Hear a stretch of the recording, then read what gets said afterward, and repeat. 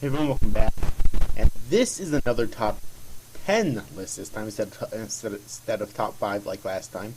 Except this is my top 10 favorite anime of 2013 in total. All the anime I've watched in 2013. Now, before I get into this, I'm going to count them.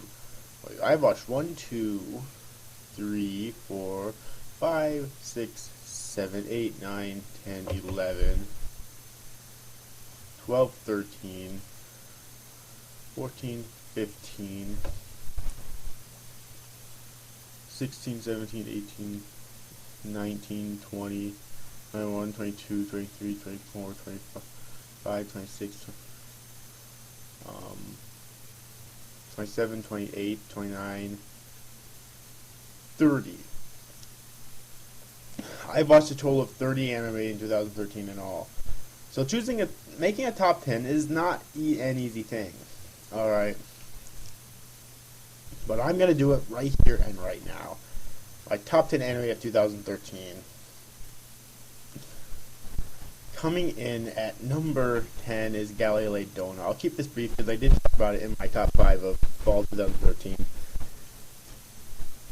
Galilei Dont was a very interesting series because it had to deal with, Galileo Galilei and our three main female main characters who were the descendants of Galileo Galilei, tracking them down the Galileo Tessero, and all 11 episodes were very enjoyable, and I really liked it. It was unique, and like I always say, something doesn't have to be unique to me to be good, but when something goes the extra mile and is unique, I'm definitely interested in it.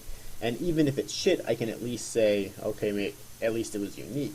Although, personally, I prefer something that's good and unoriginal than shit and original, but still, But that's why I really like Galilei Dont. It also had a very interesting art style that I actually kind of liked. Okay. And before I continue here with number 9, I'm going to give 2 honorable mentions that didn't quite make it on the list. Pokemon The Origin, which I honorable mentioned in my fall 2013 list, top 5, which didn't make it on that list either. Alright, and essentially it was a 4-episode OVA which sticks closer to the games. I mentioned this before, but I never played the games to a huge extent as a kid. But for those of you who did, it's huge Pokemon nostalgia. It's what a lot of people actually wanted the original Pokemon series to be. Okay, and even I enjoyed it, even though I didn't play them a whole lot as a kid. I played them a little bit as a kid, like some of the originals, but not a whole lot, though. I never really got hugely attached to them like a lot of people did. Alright. Although I would like to get back into Pokemon games, though, myself. But anyways, and I also want to give, actually, 2 more honorable mentions. Gundam Build Fighters, which is still ongoing. It's the latest Gundam series, basically just a Hasbro toy commercial, or Bandai toy commercial, I'm pretty sure. Alright. But it's actually pretty enjoyable so far. It's not high-class entertainment. It's pretty much just popcorn entertainment, but I'm really enjoying it. And then Ace of Diamond, which is still ongoing as well. By the way, yeah, a lot of the series that'll show up on here, at least the ones from the fall season, are still ongoing. Or might still be ongoing. Alright, just to let you know. Anyways, though, Ace of Diamond is a baseball series, which I'm pretty sure is still ongoing. And it's weird. I didn't think I'd like it in the end because it's fucking baseball. And I like baseball as a sport, but I didn't think I'd like it in an anime. But it's actually very enjoyable, very dramatic. Done by Production IG, so there's a shit ton of fucking production value in it. And I just really enjoy the series. And I definitely recommend it. Anyways, that's enough honorable mentions, at least for the time being. Alright, coming in at number 9, I'll have to give that one to Servant X Service, an anime from the summer of 2013. And just so you know, there will be nothing from the winter season because I didn't start watching seasonals till the spring. Alright. But anyways, though, Servant X Service is a very interesting series because instead of being a slice of life series that dealt with in high school, it's actually dealt with in the workforce. Alright, however, one of my one of my complaints about the character design is that although they're good, they just still look like regular anime high school students. But still, it was dealt with in the workforce. More specifically, a health and welfare workforce place. All right, which was definitely unique, and it was very funny. It was very well put together, I felt, and I just really enjoyed Server Next Service. And number 8 is Love Lab, which is a series that came out also in the summer. Lasted for 13 episodes, as did Server Next Service. And Love Lab was a romantic. I don't know what you call it. It definitely had slice of life elements, but I don't know if you call it a romantic comedy or not, because it essentially had to do with these girls who started a club and which had to deal with love lessons, teach people how to love, and the more like how to fall in love, how to deal with falling in love and shit like that. And it was really well put together. It was very unique for an anime series, and I really enjoyed it. Alright, all the characters were very likable. Even the ones that turned out to be real douchebags at first turned out to be very likable later on. And then number 7 is The Devil is a Part-Timer, or Hataraku Mao-sama, from the fall. Okay, so yeah, we're going way back here to the fall already. So The Devil is a Part-Timer was a very interesting series because it was definitely a slice of life and a romantic comedy, but it also had it still had an overarching storyline that didn't complete itself in the end, completely anyways, which why I really hope that there's a second season to it later on, alright? But the overarching storyline was very good because it essentially had to deal with this demon lord. He was basically the devil, Satan, who was about to be defeated by the hero Justina when he and ACL escaped through a portal and entered modern-day Japan, lost the vast majority of their supernatural powers, and then had to try to fit into society. And the hero came through as well, and also lost the majority of her supernatural powers and had to fit into society.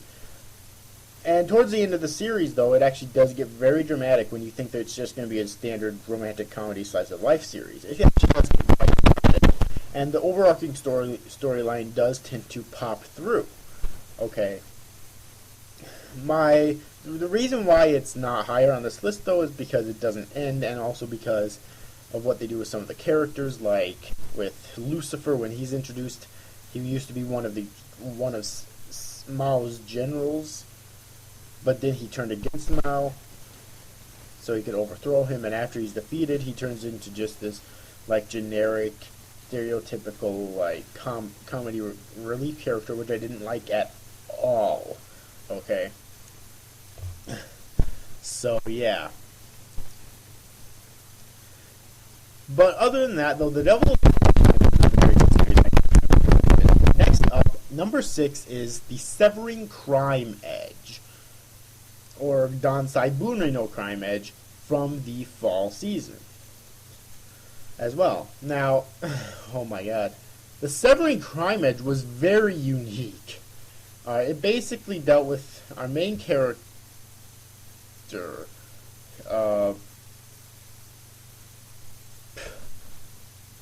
I forget her name. I haven't actually watched it since then, so hold on, I'm gonna look up her name real quick.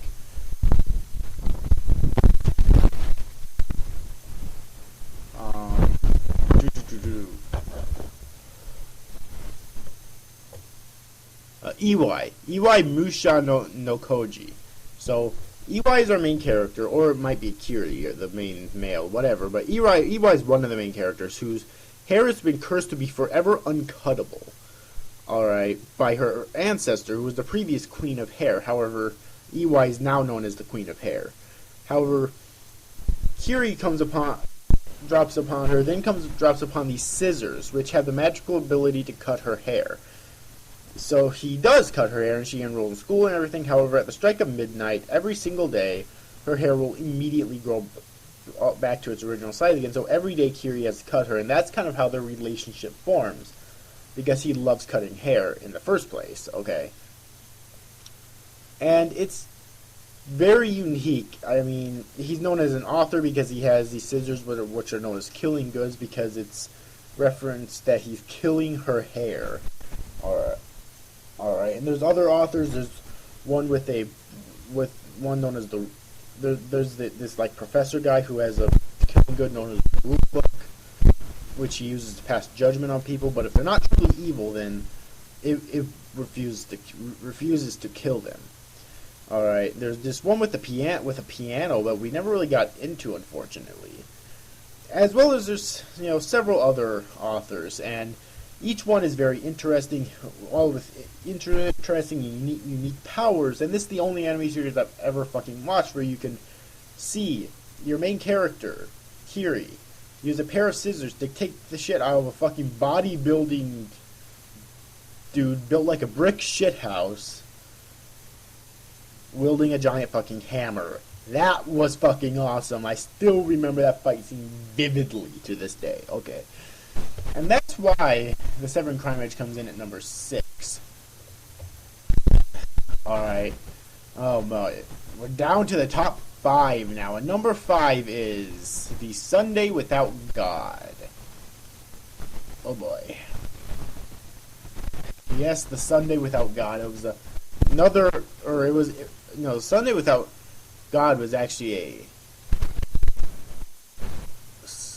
I don't remember if it was fall or summer. I'm pretty sure it was summer, if I'm not mistaken. It was either fall or hold on a sec. 1, 2, 3, 4. It was summer. Okay, yeah, it was summer, and it was very interesting because the backstory of the series says that 12 years, I think it was something like that, before the start of the series, God abandoned the world. Okay, which prevented people from being born or dying or aging. Okay, people couldn't age, people couldn't be born anymore, and people couldn't die. So if someone got ripped limb from limb, they would still fucking live. And it was said that he did this because heaven, hell, and I guess the world of the living too were way too overpopulated. So he had to just leave things as they were. However, before he abandoned the world, he left the world with one final miracle, which was the Gravekeeper, which has the ability to bury those who are supposed to be dead and allow them to rest in peace. And they travel the world, no emotions or nothing, except for our main character's mother and our main character herself. Our main character is Austin, and her mother was I guess the first of the Gravekeepers. However, she does have human emotions and even had a daughter. And then after her mother's death, Austin took over duties as a Gravekeeper. And it was very interesting. The series itself takes place within a total of like 5, I believe, story arcs. Actually, I'll go quick 2. God damn it.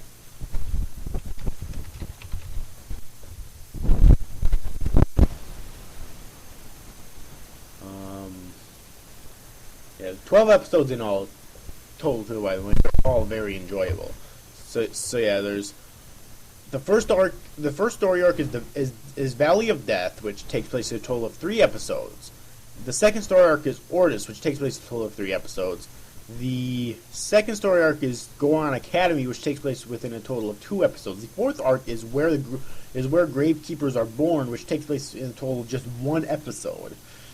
And the 5th and final story arc is Class 3-4, which takes place in a total of 3 episodes. And then there's an OVA, which is supposed to be released on January 22nd. It hasn't come out yet, so I can't give my opinion on it. But when it does come out, I will review it, though, by the way. Alright. It's coming out January 22nd, though. But anyways. And the pacing in all these story arcs and the series as a whole is done so well. It has a very unique premise. It was produced by Studio Madhouse, so Production IG. You know that Madhouse put a huge amount of fucking production value into it. So you know it's going to look and sound and feel amazing. And it does. Okay. And Yeah, the Sunday Without God is definitely one that you really shouldn't miss out on, especially if you're a fan of Madhouse anime. Okay, if you're a fan of Madhouse anime, do not fucking miss out on this one. All right, I think that was number 5, right? Yeah. Now number 4 is one that a lot of people don't seem to like, but I absolutely loved it. C3 Boost, Stellar Women's Academy, High School Division Class C3. I thought this series was very good. It dealt with an all-girls academy that in which our main character entered an airsoft tournament, and there was lots of drama later on. And I'm not really gonna get too much into it, but I just thought it was very well put together. When I first saw the poster of it on AnnieChart.net, I thought it was gonna be like Ozymandias with guns, but it's nothing like that. The only part that I recall that Ozymandias got dramatic at all was the final few minutes of the final episode. Okay, no, it's nothing like fucking Ozymandias, so don't have those preconceived notions at all. Okay, because it's just not. It's a very good series, and I definitely recommend it. And number 3 is Beyond the Boundary, or Kyokai no Kanata. Beyond the Boundary was a very good series. Okay. Now, it had to deal with demons and the spirit world warriors hunt them like a lot of anime do. But it does it in such a way that makes it very unique and really splits it apart from most other anime that are like that. All right, and it was the latest work by Kyoto Animation, which, fresh off of Free, which previously have done Free, Shitano Moe Works, and the Key adaptation animes. All right,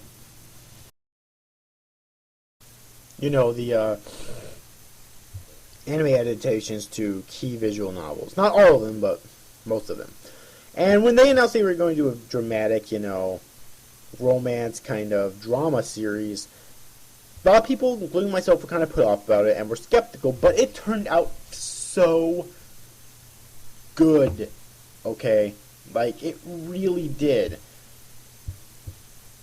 It's just the drama, which, was throughout the entire series, but got so fucking intense later on. And it was just so well put together, so good, well written, and I definitely recommend it. Before I get to the top 2, I'm going to give one final honorable mention, because choosing the top 2 was so fucking difficult for me to do. Okay, well, okay, choosing number 1 was not. Choosing number 2, however, was. I put it between Gargantia on the Verdurous Planet or Golden Time, but I'm gonna have to choose Gargantia on the Verdurous Planet or Suicide no Gargantia as honorable mention instead. Okay, but it's not an honorable mention that it's bad. You can kind of call it like 2.5. Yeah, like number 2.5 as Gargantia on the Verdurous Planet, because it was so fucking good.